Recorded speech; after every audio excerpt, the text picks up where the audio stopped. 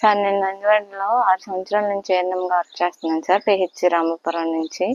గత 6 సంవత్సరాలుగా నేను అక్కడ నా విధులు అక్కడ నేను క్రమంగానే నిర్వర్తిస్తున్నాను సార్. తర్వాత నుంచి 2024 నుంచి సార్ నాకు మార్కెట్ హెడ్ చైర్మన్ గారు ఉన్నారు, చార్టర్డ్ డ్రైవర్ గారని.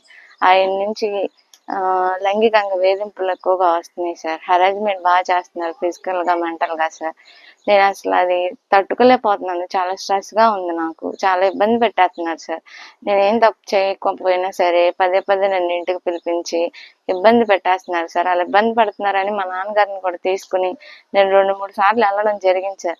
అయినా సరే మా నాన్నగారు వచ్చినా సరే మొన్న అసలు ఆయన అసభ్య పదజాలం యూజ్ చేసి ఎలా పడితే అలా మాట్లాడి మమ్మల్ని ఒక ఆడపిల్లని కూడా చూడకుండా నన్ను, అది కాకుండా అక్కడ పని చేస్తున్నానని కూడా చూడకుండా సార్ నన్ను ఎలా పడితే అలా మాట్లాడేసి మా నాన్నగారిని అక్కడి నుంచి పంపించేశారు సార్. నన్ను చాలా ఇబ్బంది పడుతున్నారు సార్. నా వర్క్ ప్లేస్లో నేను పని చేసుకోవడానికి నాకు చాలా ఇబ్బందిగా ఉంది సార్. ఇవన్నీ ఫిజికల్గా మెంటల్గా నేను తట్టుకోలేకపోయి నేను నిన్న పీజీఆర్ఎస్లో మా నాన్నగారి చేత కంప్లైంట్ ఇప్పించారు సార్.